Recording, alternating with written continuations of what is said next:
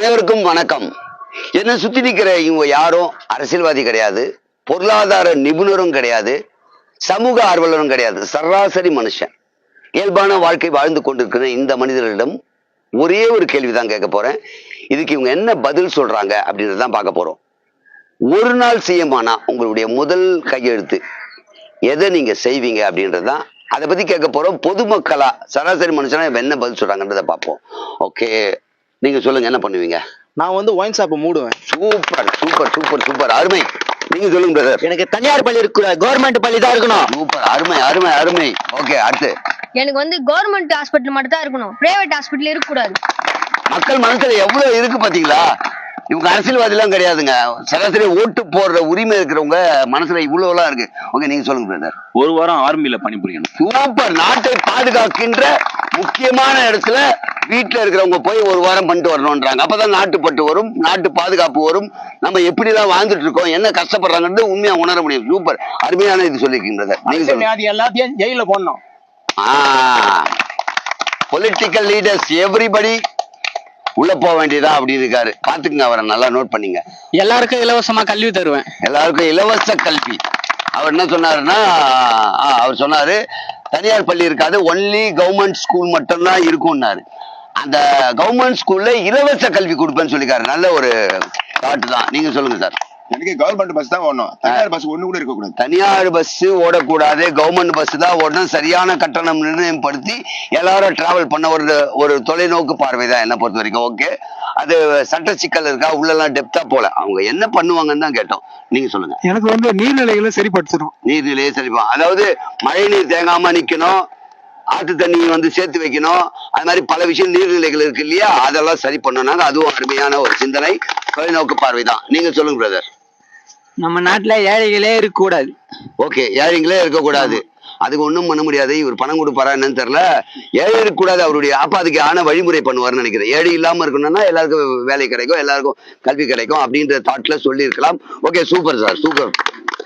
நீங்க சொல்லுங்கய்யா. நான் ரேஷன் கடையை மூடுவேன், மாதம் 3000 ரூபாய் கொடுப்பேன். சூப்பர். மாசம் 3000 ரூபாய். பொங்கலுக்கு என்னையா அப்பா 1000 500, மாசம் 3000 ரூபாய் ரேஷன் நான் தரமாட்டேன், போய் கடையில வாங்கிக்கோங்க அப்படின்னு இருக்காரு. அருமையான சிந்தனை. நீங்க சொல்லுங்க. கைத்தொழிலை வளர்ப்பேன். சூப்பருங்க, அருமைங்க. இதுல எல்லாமே உள்ளடங்கும். பாத்தீங்கன்னா நெசவாளியும் வருவாங்க, குயவர்கள் பானை செய்வர்களும் வருவாங்க, விவசாயி வருவாங்க, கைவினைல கூட பின்றாங்க அது வருவாங்க. கைவினை பொருட்கள் இருக்கக்கூடிய அத்தனையுமே வளர்ந்தால் நம் நாடு வளரும், சிறு தொழில் வளரும்ன்றத ஒரு வரியில சொல்லிருக்காரு. சூப்பர் சூப்பர், அருமை அருமை அருமை. நெக்ஸ்ட் நீங்க சொல்லுங்க. நான் எல்லாருக்கும் வேலை வாய்ப்பு பெருக்குவேன். வேலை வாய்ப்பு பெருக்க வேண்டிய இன்னைக்கு இல்லாத குறை என்னன்னா, படிச்சுட்டு வேலை இல்லை அப்படின்றது ஒரு பெரிய குறை இருக்கு. இவங்க எல்லாம் ஒரு லைன்ல சொல்லும் போது மொத்தத்தையும் மாற்ற முடியும்ன்ற மாதிரி ஒரு கருத்தை சொல்லிருக்காங்க. சூப்பர் சூப்பர் சூப்பர், அருமை. நீங்க சொல்லுங்க. பெண்கள் கிட்ட தவறா நடந்தா தூக்கு தண்டனை கொடுக்கும். அருமைங்க. இதுதாங்க இன்னைக்கு இருக்கிறது நாட்டுல பெரிய சிக்கல். என்னன்னா, பெண்கள் தவறா இருந்தா ஏமாத்திடுறாங்க, கேஸ் போடுறாங்க, ரொம்ப வருஷமா இழுத்துட்டு போறாங்க, விசாரணை போயிட்டு இருக்குன்ற வழி எல்லாருக்குமே இருக்கு. ஒவ்வொரு பெண் பிள்ளையும் வைத்துக் கொண்டு இருக்கின்ற அத்தனை பெற்றோர்களுக்கு வழி. அது ஒரு இளைஞர் சொல்லும் போது ரொம்ப சந்தோஷமா இருக்கு. இந்த வயசுல தான் தப்பே பண்ணுவாங்க, அவங்களே இது மாதிரி மனசு மாட்டாங்கன்னா சந்தோஷம். சூப்பர் சூப்பர் சூப்பர், அருமை. அடுத்ததா நீங்க சொல்லுங்க. இந்தியாவில் உற்பத்தியாக பொருட்களை நமக்கு போக மீதி வெளிநாட்டுக்கு அனுப்புவேன். சூப்பருங்க சூப்பருங்க. நம்ம நாட்டுல விளையிற பல்வேறு பொருள்களை நம்ம என்ன பண்றோம்னா, எல்லாத்தையும் வெளிநாட்டுக்கு அனுப்பிச்சிட்டு நமக்கு இல்லாமையா இருக்கு. அது எல்லா பொருளுமே அவர் சொல்றது உள்நாட்டுல உற்பத்தி ஆகிற விவசாயி சார்ந்த கத்திரிக்காய், வெண்டைக்காய், ஆப்பிள், பழங்கள், அது மட்டும் இல்ல, பொருள்களை அப்படிதான் இந்தியாவுல ரெடி பண்றோம், ஆனா ஃபாரினுக்கு வித்துடுறோம். நமக்கு போக, இந்தியாவில் இருக்கிறவங்களுக்கு எல்லாருக்கும் போக, அதுக்கப்புறம் தான் எக்ஸ்போர்ட் பண்ணுவேன். அருமையான கருத்துங்க, தேவையான கருத்து. சூப்பர். அடுத்து நீங்க சொல்லுங்க. தோல் இல்லாம செய்வேன். அருமைங்க.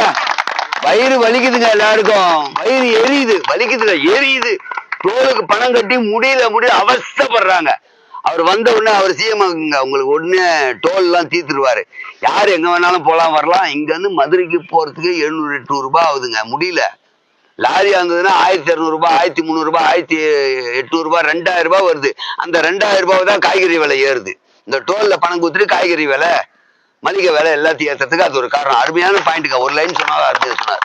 நீங்க சொல்லுங்க. விவசாயத்தை பெருக்குவேன்.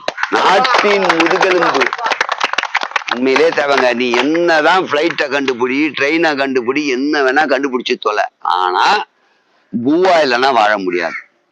அது இந்திய மண்ணில் விவசாயம் ரொம்ப நல்லா பண்ண முடியும். ஆனா விவசாயம் அழிஞ்சிட்டு வருது. அது மட்டும் இல்லாம இன்னொரு சிக்கல் இருக்கு, என்ன தெரியுங்களா? இந்தியாவின் முதுகெலும்பு 2 பேர் தான். ஒண்ணு விவசாயம், இன்னொன்னு இன்றைய இளைஞர்கள். இன்றைய இளைஞர்கள் நல்வழிப்படுத்த வேண்டும், கல்வி கற்க வேண்டும், வேலை வாய்ப்பு பெருக்க வேண்டும். அப்படின்னா இளைஞர்களுக்கு ரொம்ப முக்கியமானது. அதே மாதிரி எல்லோருக்கும் தருகின்ற உணவு. அப்ப விவசாயம் மிக முக்கியமானது. நீங்க யோசிச்சு பாருங்க, இங்க இருக்க யாருமே அரசியல்வாதி கிடையாது. ஒவ்வொரு தனி மனுஷனுக்கு இவ்வளவு என்ன இருக்கு? அரசியல்வாதி தலைவர்கள், எதிர்கட்சி தலைவர்கள், ஆளுகின்றவர்கள், ஆள போகின்றவர்கள், தயவு செஞ்சு இவங்க சொன்ன பாயிண்ட் எல்லாம் கொஞ்சம் கேட்டு கொஞ்சம் மாற்றம் பண்ணா நாடு முன்னேறும், மக்கள் நிம்மதியாக இருப்பார்கள்ன்றதான் இவங்க சொல்லியிருக்காங்க. ஒரு வரியில ஒரே ஒரு விஷயம் தான் சொல்றாங்க எல்லாருமே, அருமையான விஷயங்கள். அப்ப நீங்க மக்களுடைய மனசுல என்ன இருக்குன்னு கேட்டு பண்ணீங்கன்னா நல்லா இருக்கும். நீங்க தொழில்துறையை வளர்க்குறேன், இதை பண்றேன், இலவசத்தை கொடுக்குறேன், இப்படி பல விஷயங்கள் பண்றாங்க இல்லையா? அதெல்லாம் பண்ணாம மக்கள் மனசுல என்ன இருக்கு, என்ன தேவையோ அது பண்ணாவே நாடு முன்னேறும். சூப்பர், எல்லாருக்குமே நன்றி. Thank you thank you thank you. Super super, எல்லாமே நல்ல கருத்து சொன்னாங்க. ஒருத்தர் கேட்க மறந்துட்டேன், ஏன்னா இந்த கூட்டத்தில் இருக்கும் போது வளர்ந்த மனிதனை விட்டுட்டேன், உயர்ந்த மனிதனை விட்டுட்டேன். அதனால அவரையும் கேட்டுருவோம். அதுதான் எண்டு காடுன்னு நினைச்சிடாதீங்க. அதுக்கப்புறமும் ஒண்ணு இருக்கு, இவரை கேட்டுருவோம். நீங்க சொல்லுங்க, என்ன பண்ணுவீங்க? இலவசத்தை கொடுக்கறத நிப்பாட்டுவோம். அதுதான் ஃபர்ஸ்ட் நான் பண்ணுவேன்.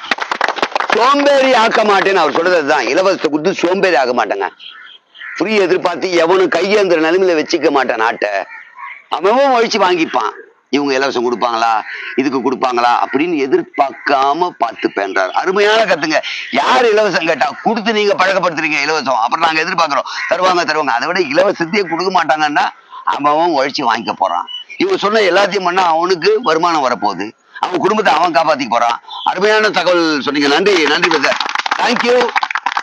இதே மாதிரி அடுத்த வீடியோல இவங்களுடைய கருத்தை, வேற சில விஷயங்களுக்கு கருத்தை கேட்போமா?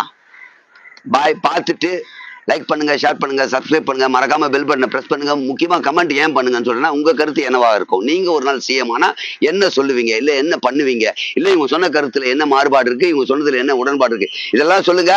வீடியோ மறக்காம பாருங்க. தேங்க்யூ, எல்லாருக்குமே நன்றி. தேங்க்யூ.